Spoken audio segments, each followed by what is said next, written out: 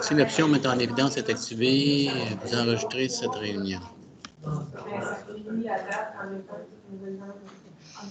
Veuillez en informer les participants. Donc, on enregistre ce qui est marqué? Oui. Puisque je suis épinglé. Bon. On continue? Bonjour Tristan. Ah, bonjour, ça va? On continue. Bienvenue à la prise 2, je dirais. Je trouvais cette image-là aussi intéressante, comment tu peux avoir l'air sur un paramètre en compétition. Mais si on met 2 paramètres, ça limite complètement la compétition. C'est une représentation schématique des niches écologiques de 4 espèces, comme vous voyez là. Puis si je prenais une dimension 1, qui est la température, ou le pH, ou la hauteur à laquelle ils mangent, ou la taille des proies, on voit que ces deux-là ici ont un grand chevauchement de leur niche comme telle, fait qu'on pense qu'ils sont fortement en compétition. Puis même chose sur ces deux-là, surtout elle qui est complètement incluse dans l'autre, qui est un petit peu plus large. Puis dans l'autre dimension, ici, on voit les quatre espèces. Mais si on met les 2 paramètres mis ensemble, on voit vraiment que les 4 espèces se séparent dans le milieu pour diminuer la compétition. Ça fait qu'un seul paramètre, c'est pas suffisant pour voir s'il n'y a pas de compétition ou pas entre les espèces. En mettant plusieurs, qu'on voit vraiment que ils sont séparés ou pas. Juste pour vous donner une idée, ça ici, la largeur, c'est un petit peu une façon de voir si l'espèce est généraliste ou spécialiste. Si la dimension, c'est la taille des proies, mais qu'on voit celle-là ici, elle est plus spécialisée pour cette taille de proie-là. Tandis que l'autre, qui est plus évasé, va être plus généraliste à quelque part. Oui. Oui, dans les espèces, c'est un petit peu plus généraliste. Est-ce qu'on peut voir ce même phénomène-là, mais juste intra-espèce? Parce que celui-là, c'est entre différentes espèces. Là, c'est interspécifique. OK. Qu'est-ce que tu veux? Ça Oui, oui.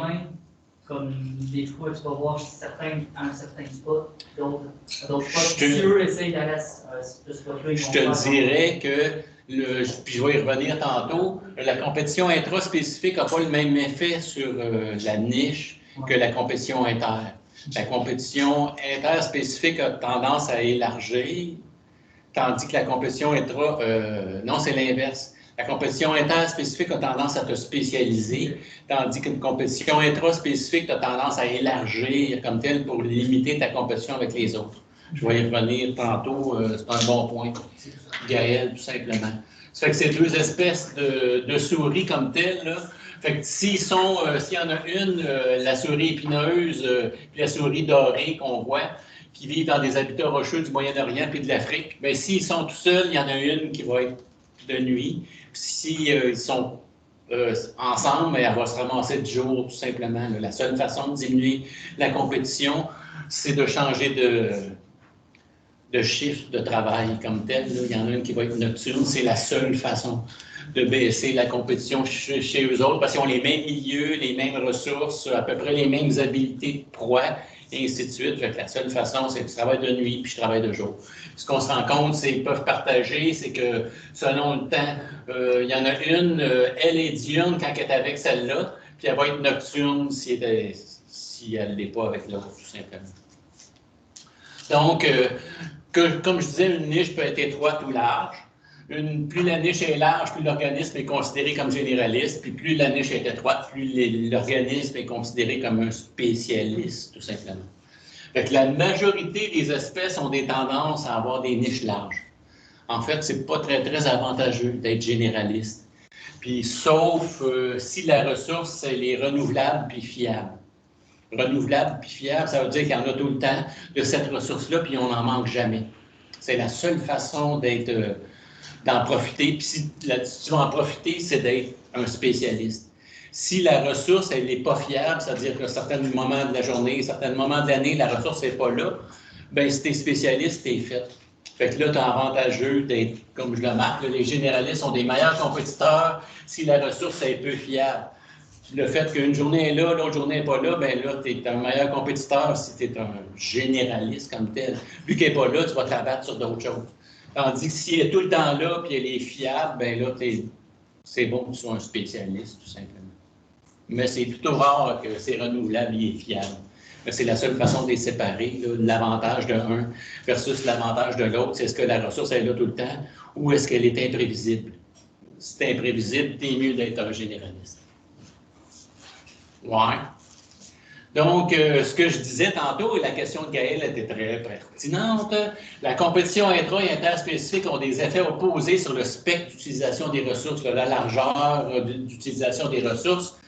Regardez, la compétition intraspécifique, ça c'est un gradient de ressources, la taille de la proie, la hauteur, la température d'humidité.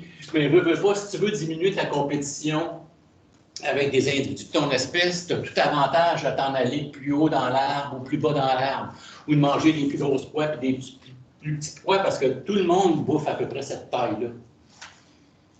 Fait que la compétition intraspécifique a tendance à diversifier la niche écologique. C'est simple, fait que ça élargit la niche écologique tout simplement. Puis à l'inverse, la compétition interspécifique, là j'ai deux espèces avec un certain chevauchement. Bien, si tu veux diminuer cette compétition-là, tu es mieux de te rabattre dans ta spécialité. Fait que la compétition interspécifique fait une réduction de la niche écologique, tout simplement. C'est sûr qu'on ne peut pas enlever, les deux existent en même temps, mais théoriquement, la façon qu'on veut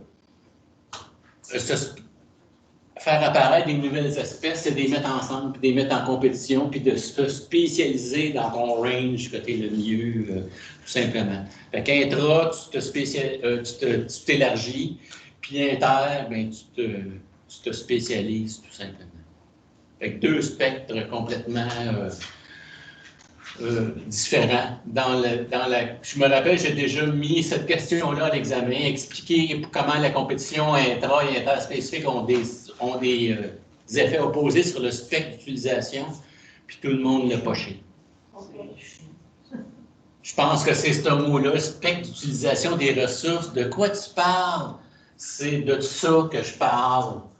Là, donc, c'est vraiment ça. Je vous le répète parce que je trouve que ça résume bien les notions d'écologie, des intra- et interspécifiques. Marie-Ève. Le mot spectre, il est dans la définition de l'espèce. Non, tu pourrais dire dans la largeur, mais personne ne m'a demandé qu'est-ce que tu veux dire par spectre d'utilisation, mais c'est dans la largeur de la dimension de la ressource, genre, si tu veux, là, mais je trouvais que ça résumait bien tout ça, à quelque part. C'est facile. Fait qu'en résumé, la compétition est multifactorielle. La compétition interspécifique, c'est sur plein de facteurs. C'est la hauteur du moment de la journée, des paramètres physiques, ainsi de suite, ou chimiques. Une espèce peut être exclue d'un environnement, pas par une seule espèce, mais par un ensemble d'espèces. Si une espèce disparaît, ce n'est pas parce qu'il y en a une qui est meilleure, c'est qu'il y en a plein qui mangent la laine sur le dos, en bon québécois, ce qui fait qu'elle se fait enlever. Ça fait qu'une d'elles assure une compétition pour une ressource bien précise, puis des espèces qui partagent un même habitat suggèrent qu'elles coexistent en utilisant des ressources. Fait que le corollaire, c'est que si on a deux espèces qui sont là, c'est parce qu'ils utilisent de manière différente des ressources. Des tailles de proie, des moments de la journée, des endroits différents. Puis l'effet de la compétition, c'est sûr que ça vient jouer sur le R, baisse du taux de natalité, baisse de la survie ou baisse de la croissance des populations. Si je n'ai pas de compétition, je vais pouvoir monter, mais ce qui amène la capacité du sport du milieu, le K, pour vous rappeler un peu la théorie, c'est la compétition, en règle générale, qui vient de faire plafonner, tout simplement. Fait qu'on a fini le numéro 5. On s'en va au numéro 6, qui est encore plus simple, si je me rappelle bien. C'est celle-là. Donc, ce qu'on vient de voir, c'est les interactions de la compétition, l'exclusion puis la niche écologique, mais on va voir les autres tout simplement. Ça fait que je vous remets une autre image de cette affaire-là, qui est exactement la même chose. Une espèce de lien avec différentes espèces, un mutualisme, les deux espèces qui sont avec l'autre. À l'opposé, c'est de la compétition. Quand on met deux espèces avec l'autre, la survie, la reproduction diminue. La mensaliste, il y en a une qui est avantagée, puis l'autre, ça ne dérange pas. Puis on a les deux J'ai un amensal de ce côté-là, puis j'ai l'amensal de l'autre côté. Fait que dépendant, c'est l'espèce 1 ou l'espèce 2. Fait que, tu ris pourquoi? À cause de l'amensal? Non, c'est que j'ai ri parce que si tu mets 2 fois, c'est que ça doit être important dans le document. Oui, je trouve que ça résume bien tout ça, mais c'est assez simple, c'est pas très compliqué. C'est pas comme les formules de R et puis de K qu'on voyait dans l'écologie des populations. On n'a pas vu.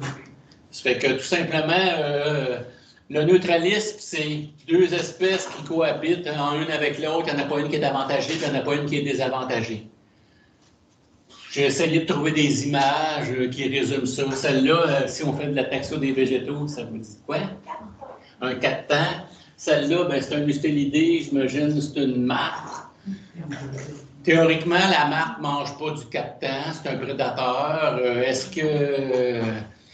J'essaie de mettre un bémol parce que c'est difficile de se dire il n'y a pas d'effet. La musaraigne cendrée puis l'orignal, je pense pas qu'ils ont un effet majeur. Peut-être, par exemple, que le crottin d'orignal va amener des insectes qui vont aider la présence de la musaraigne cendrée. C'est à peu près difficile, mais sachez qu'en théorie, c'est que deux espèces ensemble n'ont pas vraiment d'interaction négative ou positive. Qu'on soit une population d'orignal très élevée ou absent, ça ne va rien changer à la musaraigne cendrée. Même chose, est-ce que l'orignal puis le cactan, ça va changer grand-chose? Je ne sais pas. Qu'il y ait du cactan ou qu'il n'y en ait pas, l'orignal, je ne pense pas que c'est ça qu'il mange de toute façon. Mais comme je le dis, c'est le crotte qu'il va faire va peut-être aider. Son broutage qu'il va faire va peut-être aider à rentrer de la lumière jusqu'au cactan. Ça fait que c'est difficile de dire qu'il n'y en a vraiment pas. Mais en théorie, c'est ça. Ça, c'est du neutralisme. Du mutualisme, à l'opposé, mais là, les deux espèces ensemble sont avantagées. Puis là, il y a plein d'exemples qu'on peut ressortir. On va avoir un mutualisme obligatoire qu'on appelle une symbiose. Pensez aux mycorhizes que vous avez probablement vu dans le reportage. Ou mutualiste facultatif. Fait que le poisson clown qui est là, le Nemo avec toutes les anémones, ben, au fil du temps, lui est capable de résister aux nématocystes, si vous en rappelez de ces cnidaires-là. Puis il aide que les nématocystes ne se fassent pas brouter, puis lui il est protégé des prédateurs parce que les autres prédateurs ils sont sensibles aux nématocystes, tout simplement. C'est ça. C'est un partage comme tel. Les deux sont avantagés d'être ensemble. Les angiospermes et les insectes pollinisateurs, il faut comprendre que sans insectes pollinisateurs, il y aurait beaucoup moins de fruits dans beaucoup de plantes comme telles. C'est les insectes qui se promènent de fleur en fleur puis qui butinent comme telles les fleurs. Fait que les deux en tirent parti. En fait, la plupart du nectar produit par les fleurs, ça ne sert à rien d'autre qu'à attirer les papillons, puis attirer les guêpes, puis les abeilles, je vais l'avoir. Et puis même, il semble-t-il que les couleurs de fleurs, ça sert uniquement à ça. Sans ça, c'est du gaspillage d'énergie. C'est pas pour attirer le sexe opposé, oubliez ça, ça n'a aucun rapport. C'est uniquement d'attirer les pollinisateurs pour qu'ils se promènent d'une plante à l'autre puis qu'ils transportent le pollen. En fait, ça serait au cours de l'évolution, les plantes à fleurs ont un meilleur succès que le hasard pour transporter le pollen d'une fleur à l'autre. Fait que c'est plus successif. Vous l'avez vu, les mycorhizes, ben, c'est un partage entre des algues et des champignons, mais aussi des bactéries, puis aussi les racines des arbres. Fait que c'est un partage que tout le monde en est ensemble, on survit mieux, puis on a un meilleur succès. Même chose pour les rhizobiums et les légumineuses. Là. Les légumineuses, comme le pois, comme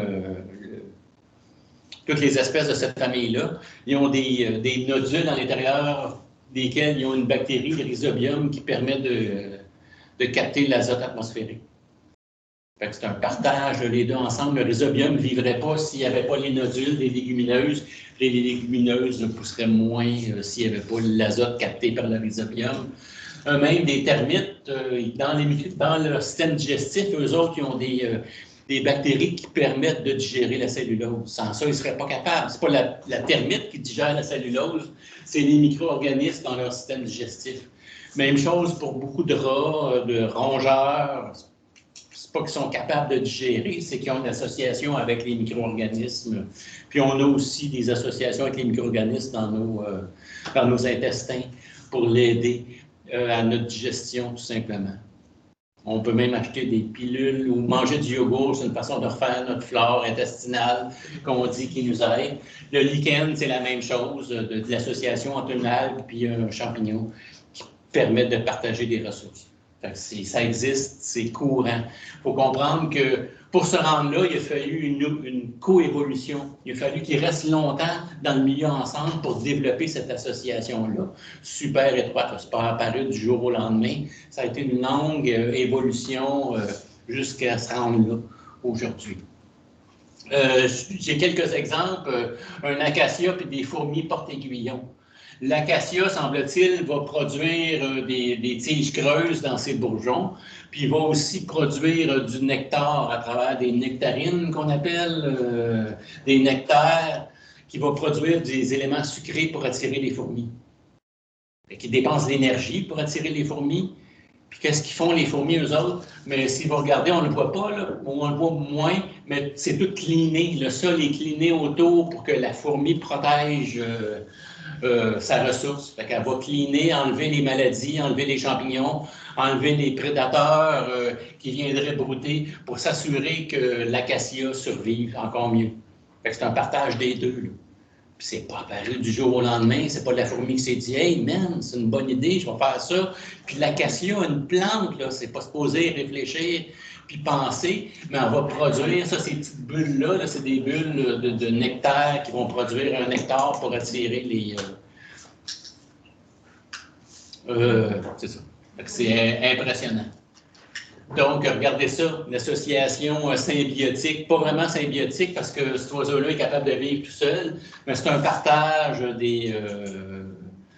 entre les deux. Lui, il en tire, il se fait nettoyer comme tel sur tous les parasites externes qu'il y a, les ectoparasites, puis eux autres, ben, tirent avantage des ectoparasites. Puis c'est sûr que s'il y a un prédateur qui s'approche, eux autres, ils ont une bonne vision, ça fait qu'ils vont partir assez rapidement, ça va alarmer l'antilope, c'est comme « Oh, il y a quelque chose qui se passe », c'est comme des gardes encore plus qui vont t'aider.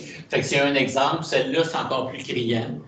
Tu dis, comment ça, le pluvier du Nil qui rentre là, moi, je n'irai jamais, mais le crocodile sait qu'il va aller me nettoyer les dents, puis il va me cleaner, puis lui, il va profiter comme tel des ressources alimentaires qui sont disponibles là. Fait que c'est un partage des ressources. C'est courir après le trouble, mais il fait vraiment exprès, l'alligator, le crocodile, excusez, tout simplement. Fait que si on regardait les commensales, comme on disait, c'est plus difficile à cerner. L'interaction avantageuse pour une espèce puis sans effet pour l'autre. Ben, je me suis amusé en disant le goéland avec cerclé puis les patates frites du McDonald's. Ben, non. C'est nous autres comme tel, mais ça nous aide à cleaner un peu les pourtours du McDonald's, à quelque part. Est-ce que ça nous dérange? Non, ça ne nous dérange pas, ça nous avantage. L'autre exemple que j'ai ici, le dos vert, ben, c'est pas Photoshop, c'est des algues qui sont sur le dos de la tortue, qui se font trimballer, qui se font amener à différents milieux. On dit plus à une espèce avantagée puis que l'autre, ça ne dérange pas. Est-ce que la tortue est dérangée par des algues? Peut-être. Ça peut peut-être la ralentir dans ses déplacements. Entre nous et moi, avoir une belle... dans sa vitesse de déplacement. Fait que c'est peut-être un petit peu plus difficile à se déplacer. Plus j'en ai épais sur le dos, c'est plus pesant. Fait qu'un petit peu plus de dépenses d'énergie. Peut-être. Je ne sais pas. Fait que tortue marine, des algues, des plantes épiphytes, c'est des plantes qui n'ont pas de racines, qui croissent sur les arbres.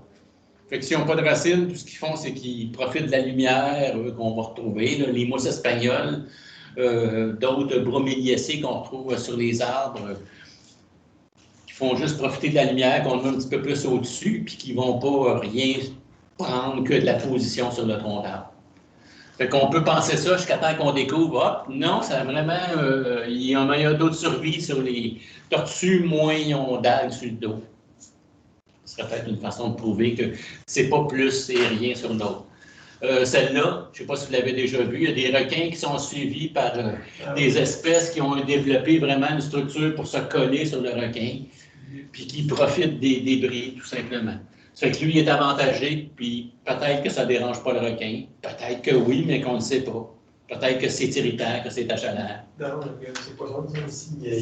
Il nettoie les dents, puis il les débarrasse en parasite. Oui, ça fait qu'est-ce que, mais peut-être que ça nuit à ses déplacements, tu sais, que ça nuit au flux hydrique, je ne le sais pas.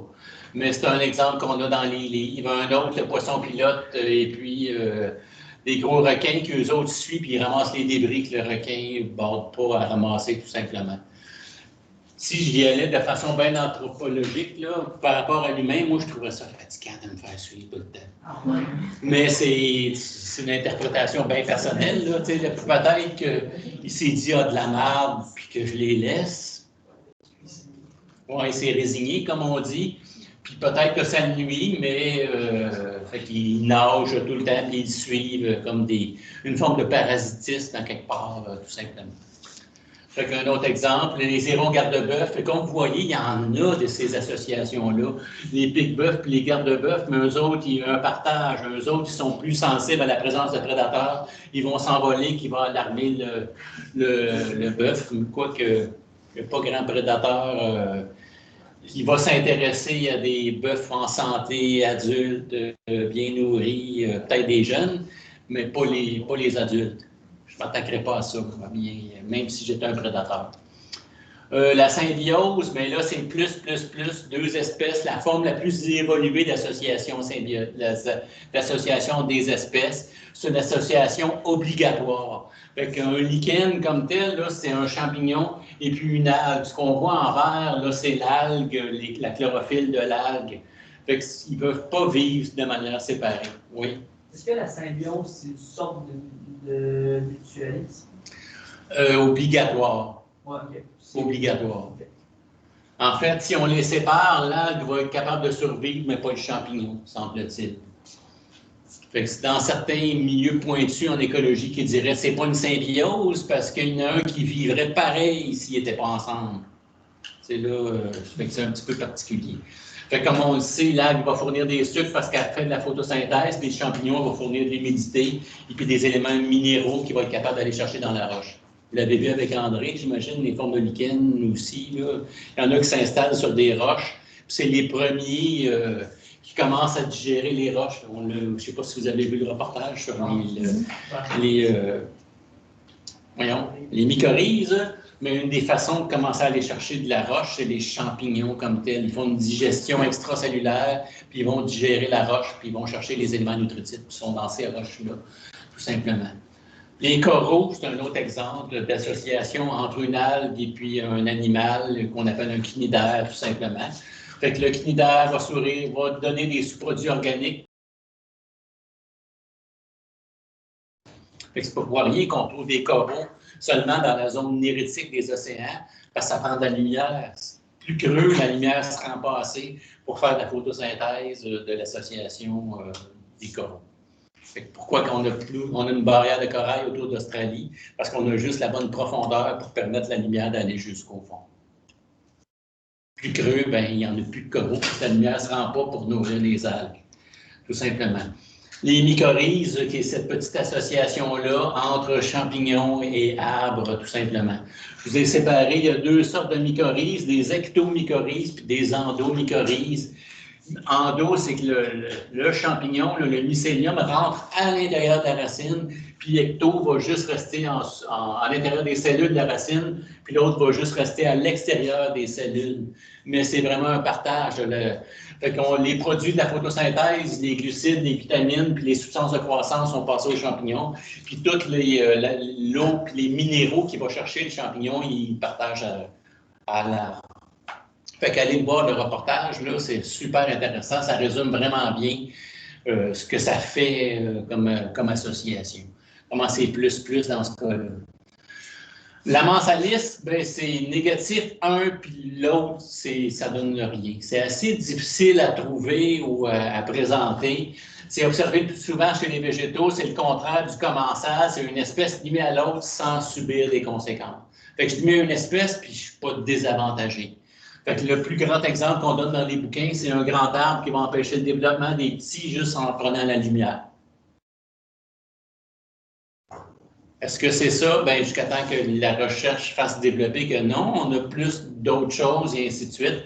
Fait qu'un organisme peut aussi excréter une substance au cours de son métabolisme qui peut être nocive pour d'autres espèces sans vouloir nuire à cette espèce-là, à quelque part. L'autre exemple, c'est un champignon pénicillium qui va produire des antibiotiques comme tel, qui va empêcher la croissance des autres autour sans en vouloir à cette espèce-là nécessairement. C'est plutôt obscur comme association, la mensalis. La facilitation, ben, c'est une espèce qui est facilitée puis que l'autre n'est pas aidé nécessairement. C'est un exemple de commensal aussi. Fait que l'écureuil qui profite de nos clôtures pour se promener, pour se percher, et ainsi de suite, c'est un exemple. C'est courant aussi dans l'écologie des végétaux. Un exemple de celle-là, le 0 et plus, bien, ce qu'on s'est remarqué, c'est que si on prenait un marais avec un jonc cassé qu'on appelle le jonc de Gérard, qu'on trouve en Nouvelle-Angleterre, tout simplement, quand on a un marais avec le jonc, ce jonc-là, on a 8 espèces présentes, puis si on enlève le jonc, on se ramasse avec 4 espèces seulement. Fait que ça fait lien aussi un petit peu avec les espèces clés de voûte qu'on disait tout simplement. Fait que ce qu'il fait, lui, c'est qu'il fait plus d'ombre, il empêche l'évaporation de l'eau, donc il empêche la salinisation du sol. Quand l'eau s'évapore, le sel ne s'évapore pas. Il reste là, il reste là, il reste là, puis il augmente, puis la concentration de sel devient telle que ça empêche les espèces qui ne sont pas capables de résister à la salinité de s'installer. Fait qu'on en enlève 4, tout simplement, la moitié de la richesse. Fait que grâce à l'ombre qui procure, les joncs préviennent l'accumulation de sel dans le sol en réduisant l'évaporation. Puis en plus, bien, il apporte du dioxyde d'oxygène aux décomposeurs et ainsi de suite. Oui. Si vous me permettez de faire un lien avec oui. Un peu les cours d'avance, ce jonc-là, c'est le jonc de Gérard, c'est ça? Oui. C'est une espèce clé de voûte. Oui. Parce que sa présence structure la communauté à quelque part. OK, c'est ça. Oui, c'est ça que je dis. Comment? Non, non, pas nécessairement. C'est juste que quand il s'installe, ça permet d'installation de plein d'autres espèces. 2 fois plus d'espèces. Donc, sa présence vient jouer sur la diversité, la richesse de la communauté qu'on a là. Keystone species, l'espèce clé de voûte. Comme les exemples qu'on donnait de la lutte de mer qui enlève les oursins, puis si les oursins ne sont plus là, ben la laminaire disparaît complètement, puis on n'a plus de forêt de laminaire dans le fond de l'océan, juste parce qu'il n'y a plus de lutte. La lutte n'a aucun lien avec les laminaires. Je me suis dit qu'il fallait qu'elle arrive avant pour arranger ça, mais pas pour arranger ça, mais pour pouvoir permettre aux autres de s'établir, pour en enfin. Non, c'est pas nécessairement lié à quand est-ce qu'elle arrive dans le milieu. La prédation, fait que l'exemple typique, c'est le Roadrunner avec le coyote. Fait que là, quand un organisme vivant capture des proies vivantes pour s'en nourrir ou pour alimenter sa progéniture, c'est important d'alimenter sa progéniture parce qu'il y a différents prédateurs. Ce qu'ils font, c'est que je prends une proie, je la mange pas, mais je la donne à mes jeunes. Les rapaces font ça, des guêpes font ça, qui capturent une araignée, puis qui vont pondre dedans. Là, c'est les larves comme telles qui vont se développer à l'intérieur. C'est l'exemple typique. Ça fait que c'est très courant dans la nature, puis les relations prédateurs-proies déterminent l'organisation des réseaux alimentaires. Réseaux alimentaires, c'est les chaînes alimentaires, mais plus complexes, comme je l'ai déjà dit, avec à son sommet des prédateurs absolus, comme des rapaces, qui eux autres n'ont pas de prédateurs. Ça fait que c'est très, très, très courant. Fait qu'on va avoir 2 types de prédation, là, le prédateur-proie typique, puis un parasite qui va faire une prédation, mais un petit peu plus contrôlée, qui va pas tuer nécessairement la proie tout de suite. Fait que les prédateurs vont influer sur les populations des proies qui vont contribuer à maintenir l'équilibre des écosystèmes avec qui domine ou qui ne domine pas selon le niveau de prédation qu'on a. Fait que c'est quoi un prédateur? C'est un organisme vivant qui capture des proies vivantes pour s'en nourrir, pour s'alimenter. Ça exclut donc les détritivores. Un détritivore, c'est quelque chose qui est mort. C'est complètement une autre affaire. Un animal mort, un arbre qui meurt, bien, c'est pas un chevreuil qui va le manger. C'est des vers de terre, c'est des colamboles, c'est des insectes détritivores. tout simplement. Puis, fait que c'est quoi? C'est une étape dans le transfert d'énergie dans l'écosystème. Fait que le fait de prédater, c'est que je prends de l'énergie qui était fixée dans cet organisme-là, puis je le rentre dans mon niveau alimentaire, tout simplement. Fait que j'ai un exemple de requin avec un phoque. J'ai un exemple d'un otarie avec ça ressemble à un autre requin, tout simplement. Comme on le voit, je dis un otarie, c'est facile de dire que c'est un otarie parce que j'ai un pavillon d'oreille. Le phoque n'aurait pas de pavillon d'oreille. C'est un des paramètres critiques pour les séparer, l'otarie et le phoque. Si j'avais les pattes, mais les otaries sont capables de ramener leurs pattes, puis les phoques ne sont pas capables. Ils ondulent sur le sol, tout simplement. C'est rare qu'on voit dans un cirque des phoques. On voit des otaries, par exemple, qui font aller des ballons sur son nez, comme on dit. Fait que la chanson de Michel Rivard, c'était pas bon. C'est l'otarie en Alaska et non pas le phoque en Alaska. Tout simplement. Donc, les grands types de prédateurs, bien, les prédateurs vrais qui vont tuer leur proie, renard, souris ou rat, j'ai un brochet qui mange une grenouille, le lion qui mange l'antilope, le martin pêcheur qui mange le poisson, la menthe religieuse qui mange un autre insecte, tout simplement, ça a l'air d'un locuste aussi, ça a l'air d'un criquet. Donc, ils tuent leur proie et en tirent leur énergie. Règle générale, ils ont une plus grande taille puis ils sont moins nombreux que les proies. En fait, si on montait les niveaux trophiques, là, plus on monte, moins il y en a. C'est pas pour rien qu'on voit très peu d'aigles puis qu'on voit peu de buses, puis qu'on voit plus de merles, puis qu'on voit plus de mésanges à tête noire. Parce qu'on monte dans la chaîne trophique, tout simplement. Il ne reste plus assez d'énergie en haut pour maintenir une grande population de buses et ainsi de suite. Fait que plus grande taille, puis moins nombreux que leur proie, avec quelques exceptions, là. Puis on dit que c'est une interaction provisoire. C'est sûr que ça dure un petit bout de temps, puis après c'est fini. Tout simplement à l'opposé d'un parasite, que là, ça va durer un petit peu plus longtemps.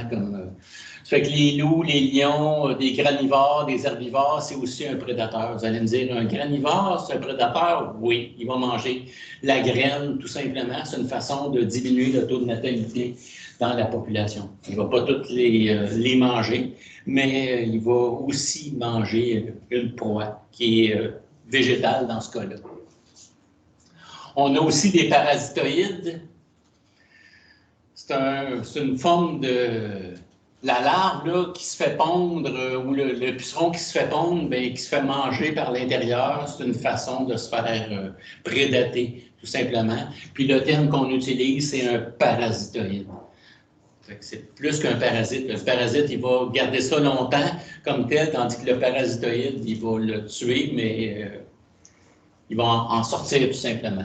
C'est à moyen terme dans ce cas-là, des larves d'insectes, des diptères, des hyménoptères.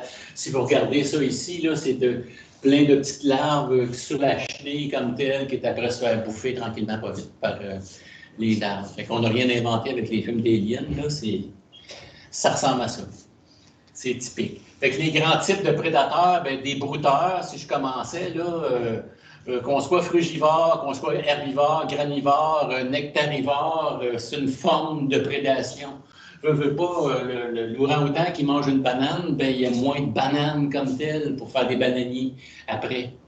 Il ne mange pas tout le plant de banane, mais il va quand même diminuer le taux de natalité. Fait qu'ils vont prélever une partie de la proie avec des dommages variables selon ce qu'ils vont consommer comme tel. Fait qu'ils vont tirer une énergie de leur proie sur une période très variable. Fait que ça, c'est une interaction durable qu'on a, là. C'est rare que l'orang-outan ou que la mésange va manger toute l'arbre au complet. Ils vont manger seulement les graines, et ainsi de suite. Puis nectarivore, ben, c'est la chauve-souris qui va manger le nectar tout simplement dedans, et ainsi de suite. Fait que c'est une forme de prédation. J'ai pris l'eucalyptus avec le koala, tout simplement. Fait qu'on sait tout qu'est-ce que ça sent. Je me dis tout le temps que le koala doit avoir une bonne haleine. À manger de l'eucalyptus en mangeant juste ça. Il devrait, oui. Je me demande, mettons, pour le nectarivore, parce que la prédation, c'est négatif pour l'un, mais le nectar sert à attirer la chauve-souris pour la prédation. Tu as tout à fait raison. S'il l'attire comme tel, puis ça augmente son taux de fécondité d'une plante à l'autre, tu as tout à fait raison. Il y a certains, comme le baobab en Afrique, c'est ça qu'il fait. Il ouvre ses fleurs, puis il produit du nectar pour attirer différentes espèces qui viennent chercher le nectar. Et il se promène avec le pollen d'une arbre, d'une plante à l'autre, qui assure la pollinisation. C'est un très bon point. Comment? Avec le nectar, ça ne pas une intégration. Bien, c'est pas un gaspillage d'énergie. Il va dépenser de l'énergie en produisant le nectar, mais il va y gagner de l'autre côté. Fait que c'est pas nécessairement négatif. Donc, mon exemple n'était pas bon. À quoi sert la prédation?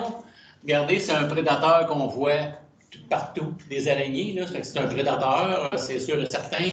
Le premier rôle, c'est nourrir le prédateur. La prédation sert à nourrir le prédateur au dépend des proies. Mais ça, c'est surtout super important, le maintien de l'état de santé sanitaire. Comme je le disais tantôt, avec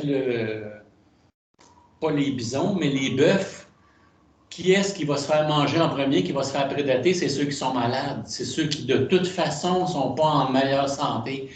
Ou les jeunes. Fait qu'il va y avoir un maintien de l'état de santé sanitaire des populations de proies. Fait que c'est une façon d'enrayer les épidémies. Fait qu'on enlève tranquillement le gène faible dans la population. Puis ceux qui ne font pas attention, les proies qui ne font pas attention, qui ne sont pas alertes, bien, ils se font prédater puis ils disparaissent.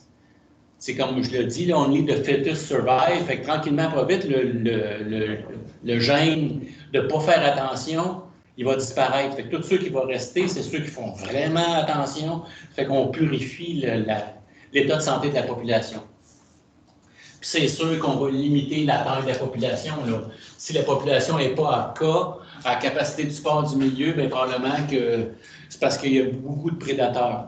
Puis on s'en est rendu compte, puis on va le voir dans le reportage tantôt sur la vidéo sur l'entomovection, bien on peut utiliser ça pour faire du contrôle biologique. Vous pouvez aller chez Rona puis acheter des larves prédatrices que vous lâchez dans votre pommier. C'est des œufs tout simplement qui éclosent puis qui vont augmenter puis aller manger les pucerons qu'on retrouve dans le pommier ou ainsi de suite. Là. Fait que on utilise ça beaucoup pour faire de la lutte biologique. Même chose avec dans des serres qu'on cultive où il y a beaucoup de plantes, bien, ils peuvent acheter des coccinelles, des larves de coccinelles qui relâchent. Puis ça permet de faire une prédation à l'intérieur pour aller manger les pucerons. Oui, Gabriel. On peut avoir des sacs, on peut avoir des caisses parasites. Aussi, c'est ça. De plein de façons. Avec la lutte biologique, là, on se rend très bien compte qu'on peut limiter les populations en utilisant des prédateurs. C'est facile. Fait que veut pas, ce qui ça donne surtout, c'est une baisse de la compétition intraspécifique. Le fait qu'on a une grosse population, le prédateur arrive, le Pac-Man, puis réduit la population, bien, la compétition intraspécifique a baissé, on peut avoir un territoire plus grand, puis l'agressivité comme telle diminue. Fait que la population est en meilleure santé juste parce qu'on est moins nombreux, tout simplement. Fait que les individus de proie qui échappent à la prédation présentent souvent des réactions qui compensent pour la perte de ceux qui sont tués. Rappelez-vous, là, si la population baisse et on se ramasse à ce niveau-là, bien, les taux de croissance vont changer, le taux de natalité va changer, le taux de mortalité va changer. Fait que c'est pas long que la population revient. Fait qu'on fait juste assainir la population. On enlève les gènes faibles, on enlève les individus malades, puis ceux qui sont là, bien, ils compensent. Tout simplement, parce qu'ils ont des plus grands territoires, ils ont accès à plus de ressources, et ainsi de suite. C'est une façon simple de régler ça. Je ne sais pas si vous avez vu le film, comment ça s'appelle? La purge. Ça ressemble à ça. Il y en a deux, le deuxième est meilleur que le premier, c'est pas dit en passant. Ben, je trouve l'idée intéressante. Le deuxième, il est meilleur. Tu te rends compte que c'est le gouvernement qui tue plein de monde là, parce qu'ils veulent justement baisser les populations et donner plus de jobs à plein de monde. Le virus, ça passe mieux. Oui, vu de même, un virus, ça passe mieux. Non, mais ça me fait penser à la purge. Ça serait drôle, mais ça serait comique si ça arrivait. Donc, regardez.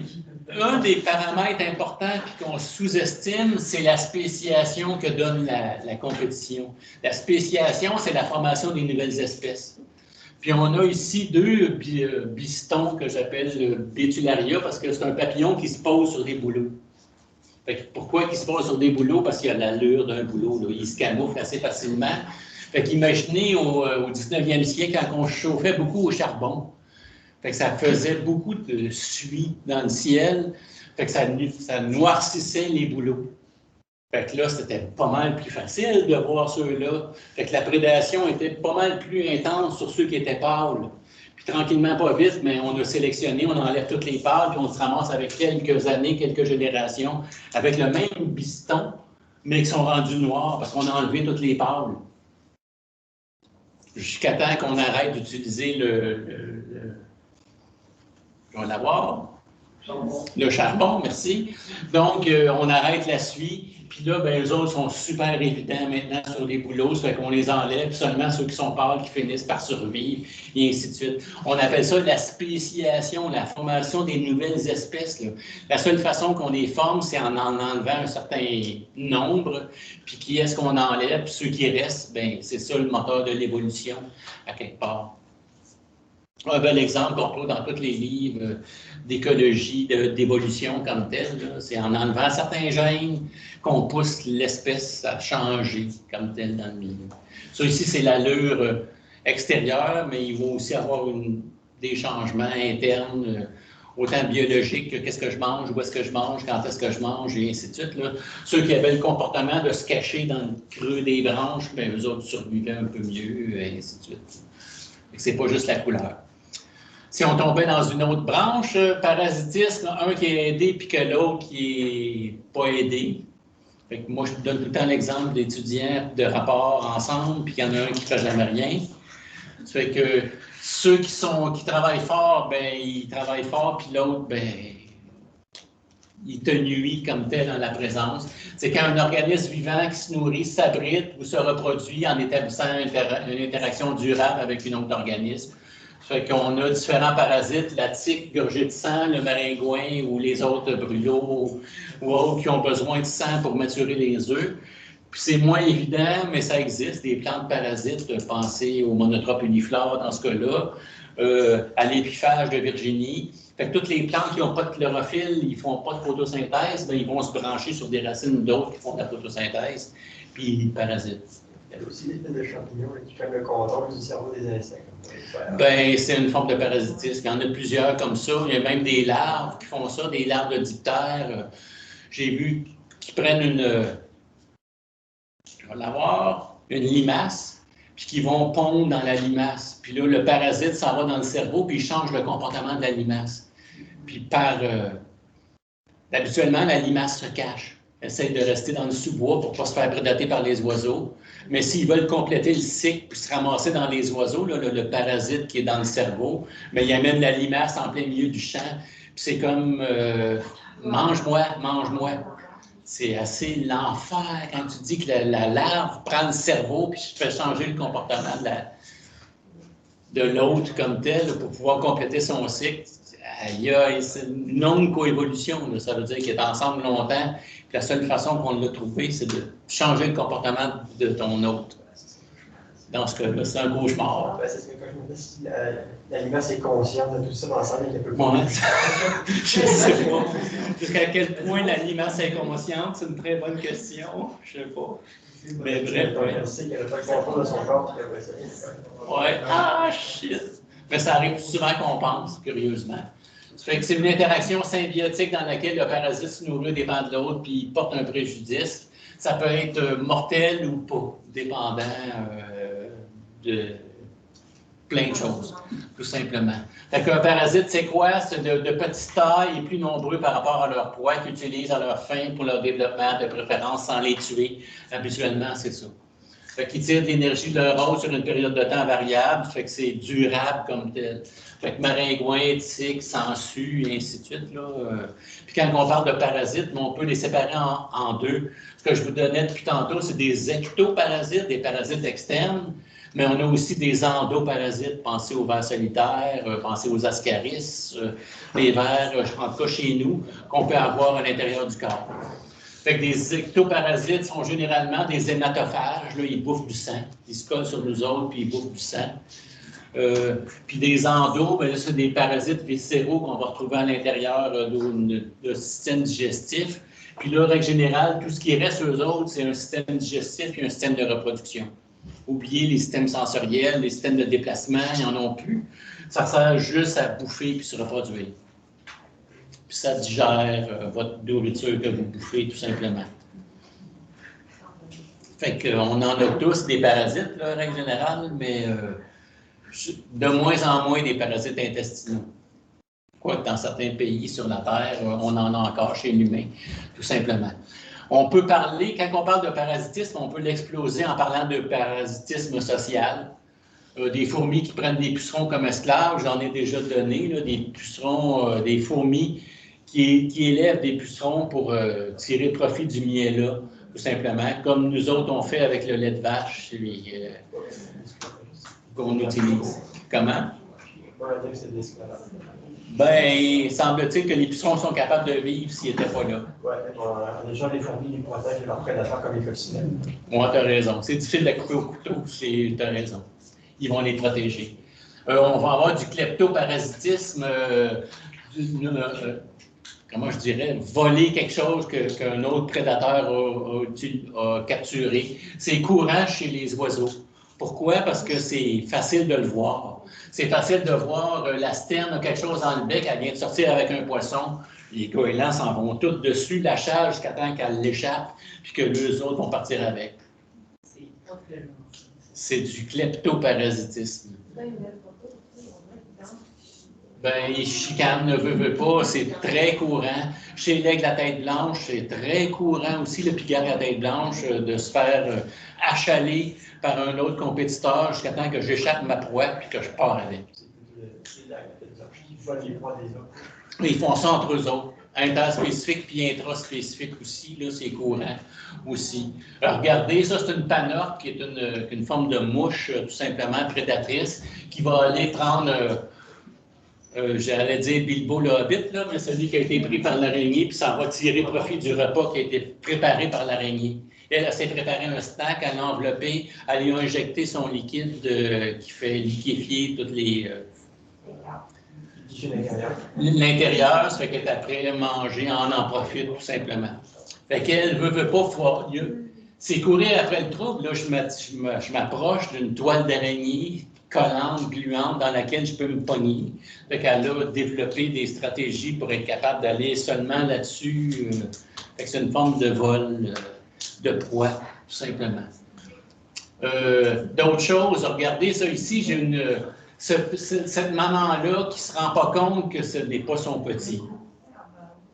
Puis regardez la grosseur du nid, là, c'est minuscule, puis elle va le nourrir jusqu'à temps, comme on dit, jusqu'à temps qu'elle en meure, parce que il y a cette espèce-là qui est arrivée, qui a pondu dans le nid.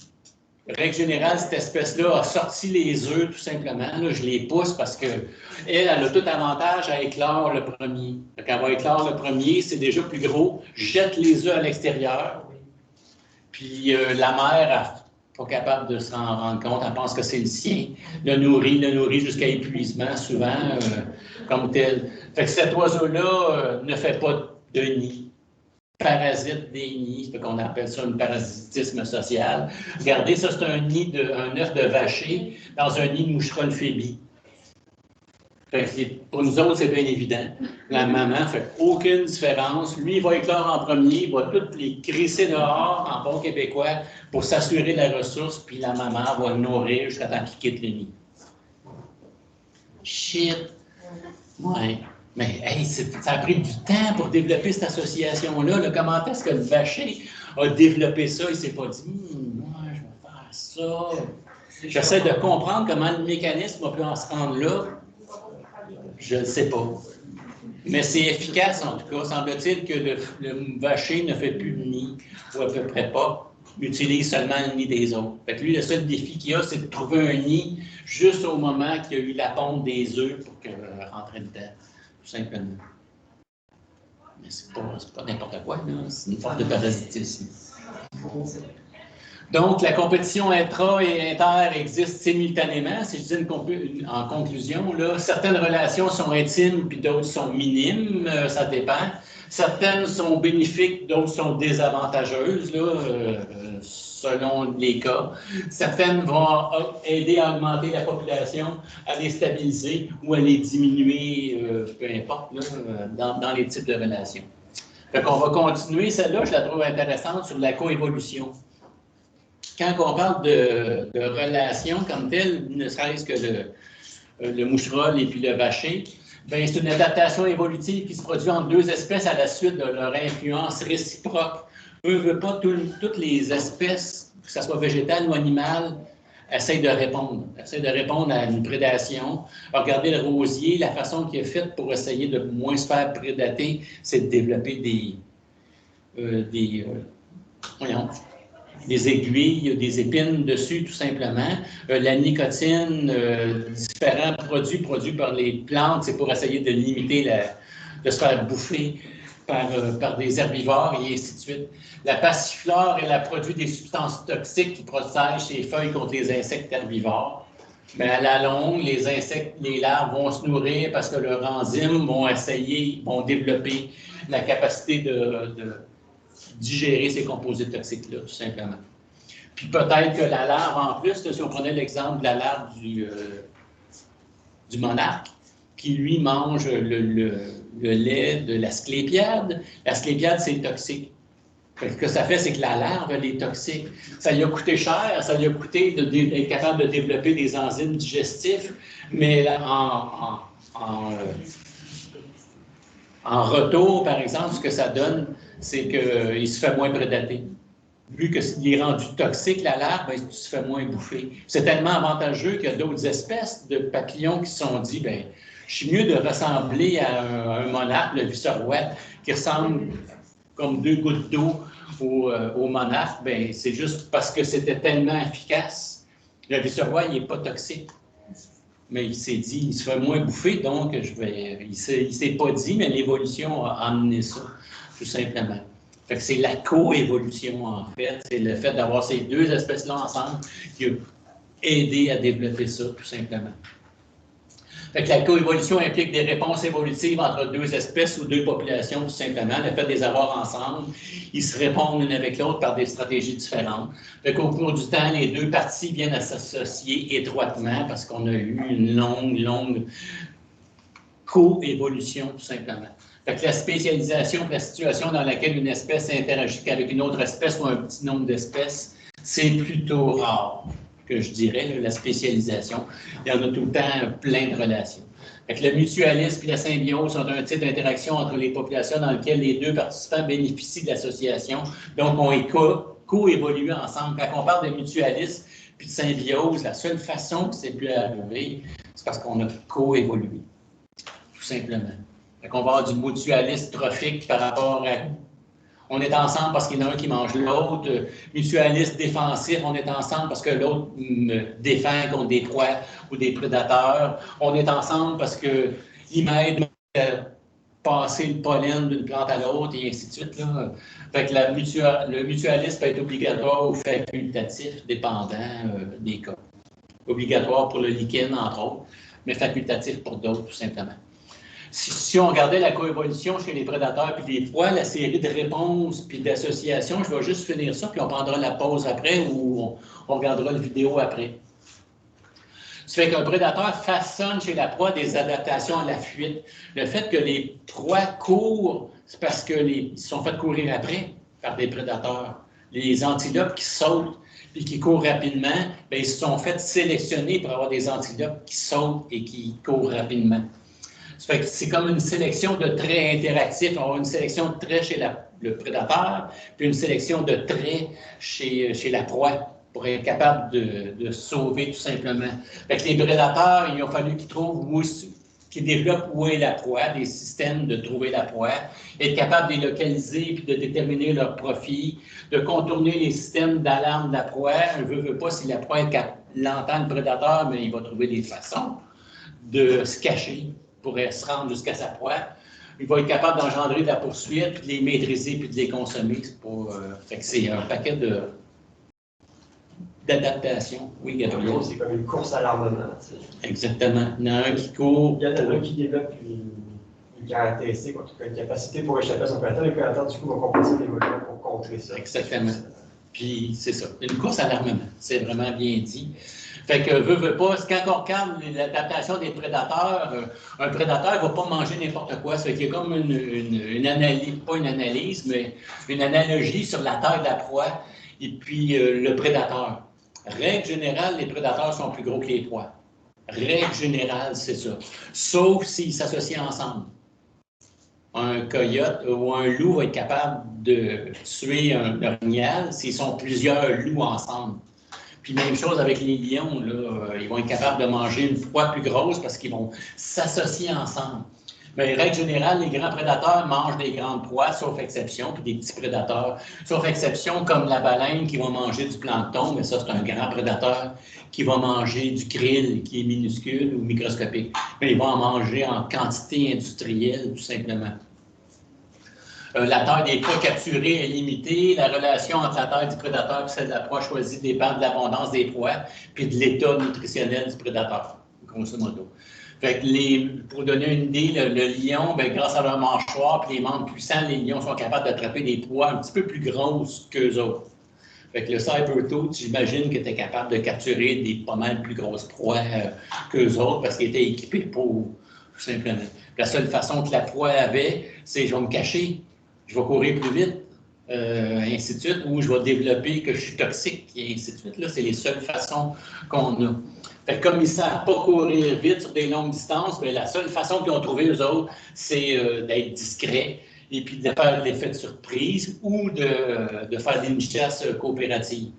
Genre, OK, on va le contourner, tu partiras, tu vas me le pitcher à moi, et ainsi de suite. Là, c'est les seules façons que les lions ont été capables d'attraper des plus grosses proies.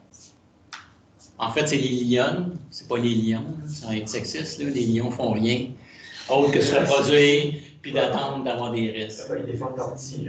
Oui, mais puis les lions. Les lionnes sont des chasseuses, puis les lions, sont des guerriers. Oui, c'est ça.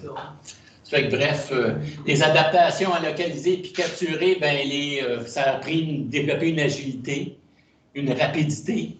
C'est pas pour rien que le guépard est si successif, parce qu'il court rapidement et puis il peut changer de direction, pas si vite que ça là, par rapport à une gazelle, mais c'est la seule façon qu'ils ont trouvé. D'avoir des dents aiguisées, comme un requin. Si le requin n'avait pas de dents ou des petites dents de rien, il serait moins successif.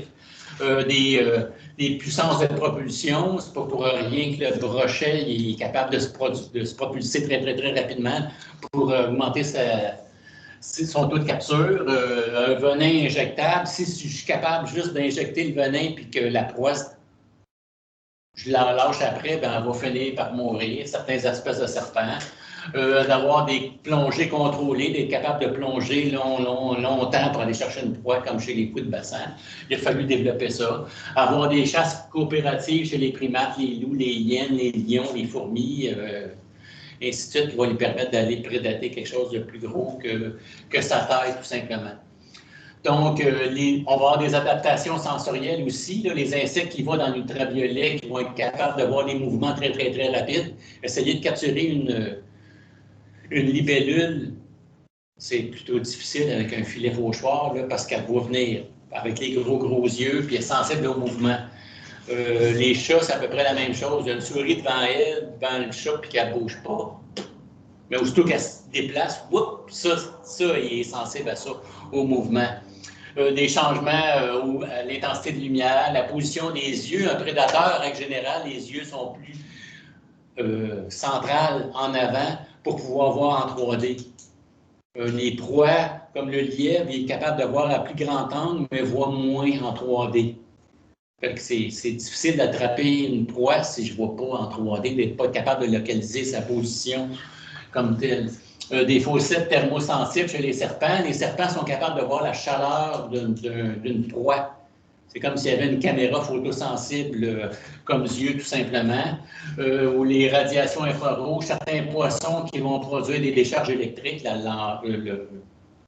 l'anguille, et ainsi de suite. Fait que c'est des adaptations de techniques de recherche particulières qui permettent d'augmenter la probabilité de rencontrer. Chez les coccinelles, on va le voir tantôt, là, règle générale, les larves sont aussi prédatrices que les adultes chez les coccinelles. mais ils n'ont pas d'yeux, ou à peu près pas. Fait que la seule façon qu'ils ont d'augmenter, c'est de suivre des nerveux sur des feuilles. Puis comme par hasard, les pucerons sont branchés où? Sur des nerveux, là où la sève coule. Fait qu'ils vont manger plus. Les araignées qui vont construire des pièges pour capturer des proies. Fait qu'il y en a quand même plusieurs. Fait que comme je disais tantôt, regardez les yeux que ça a, mais pourquoi ça? C'est pour capturer des proies qui bougent rapidement, là, des insectes qui volent. Mais la seule façon qu'ils ont été capables, c'est en développant ça.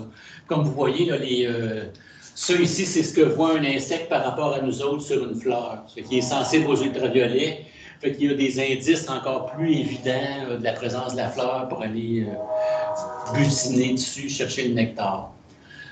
Chez les prédateurs qui vont avoir ces yeux-là ici pour diminuer la quantité de lumière, pour diminuer la réflexion à l'intérieur, pour avoir un meilleur taux de capture quand on est nocturne. Fait que les chats, c'est ça qu'ils ont comme yeux, tout simplement. Les fossettes, regardez l'allure d'une souris vue par un serpent. On pense, on ne sait pas, mais on pense, mais tellement sensible, ça ressemble à ça. Fait que c'est assez facile à localiser quand c'est de l'herbe, là.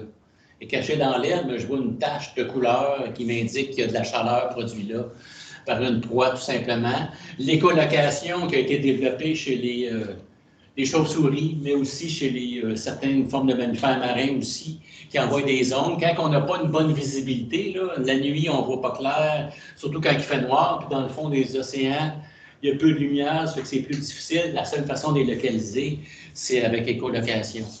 Fait que c'est la prédation qui a amené ça. La torpille qui produit des chocs électriques aussi. Et puis, comme je le disais tantôt, ça, c'est une larve de coccinelle, pour ceux qui ne le savent pas. Ça fait que la seule façon qu'elle a, c'est de suivre, pour augmenter son taux de prédation, de suivre des nerveux.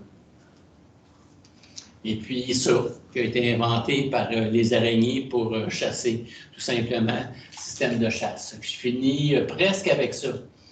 Fait que l'adaptation des prédateurs à l'alimentation, pour éviter de perdre leur proie, c'est d'avaler au complet leur proie sans les digérer, sans les déchiqueter. Fait que regardez, on a des serpents qui ont développé la capacité de disloquer complètement la mâchoire pour avaler des plus grosses proies qu'eux autres, tout simplement. Même chose chez les pélicans, qui eux autres, ils n'ont pas de dents pour arracher des bouts, ils avalent tout rond, tout simplement. La plupart des oiseaux, c'est ce qu'ils font, ils avalent tout rond. Donc, il y en a d'autres qui vont déplacer la proie. Ça fait que s'ils font déplacer la proie, mais là, ça leur prend quelque chose pour maintenir. Là, les cerfs, des rapaces, mais ils tiennent la proie, plus ils sont capables de la dépecer et de la couper en petits morceaux. Il y en a d'autres qui vont injecter des enzymes digestives pour permettre de liquéfier la proie. Imaginez si on avait des prédateurs qui nous attaquaient, nous autres, qui nous faisaient ça. Ça serait l'enfer. Je veux juste vous mettre la vidéo, puis après, on va en finir après. Je pense que je l'ai ici. Je ne vais pas le mettre trop fort. J'ai mis le lien ce matin juste pour garder le punch, comme ce que je vous disais. Fait que grosso modo, ce que c'est dans une serre de production de plantes aromatiques, que ce soit du basilic, que ce soit du trèfle, et ainsi de suite, il faut qu'ils contrôlent des manières de contrôler les prédateurs. Vous allez voir, c'est hallucinant. D'insectes et de champignons, on fait souvent référence à des ravageurs. Et pour s'en débarrasser, il existe des produits, des insecticides et des fongicides. Mais les insectes et les champignons peuvent être aussi des alliés des agriculteurs. Et leur utilisation en tandem s'annonce très... Oh non! En apprendre davantage. What the fuck? On va recommencer. C'est pas drôle. On va recommencer. Comment? Ça l'est juste assez. Juste assez. Je vais aller dans ce que je l'ai mis, là, si je vais dans les A, ça l'est juste assez. Sans ça, vous allez être capable plus loin. Je l'ai mis à la fin des vidéos, comme on voit, l'entomovection. Juste ici. Là, je fais tester. How come? On recommence. Et de champignons, on fait souvent référence à des ravageurs. Et pour s'en débarrasser, il existe des produits, des insecticides et des fongicides. Mais les insectes et les champignons peuvent être aussi des alliés des agriculteurs. Et leur utilisation en tandem s'annonce très prometteuse. Ça va un peu plus loin?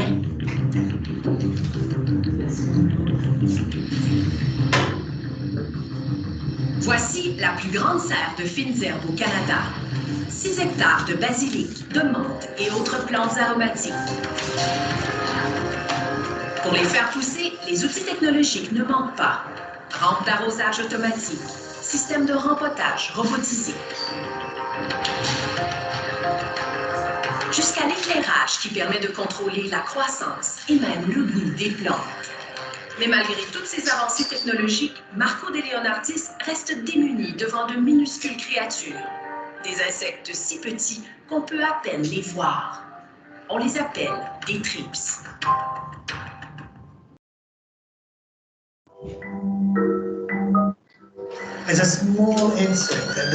Ce sont de petits insectes qui sucent la sève des feuilles. Vous voyez ces petites taches blanches? Ce sont les thrips qui ont fait ça. La plupart du temps, ces dommages ne vont pas tuer les plantes, mais ces imperfections empêchent la vente de ces fines herbes. Les consommateurs vont dire « Qu'est-ce que c'est que ces taches sur les feuilles? » Et ils ne vont pas les acheter. C'est à cause des dommages physiques.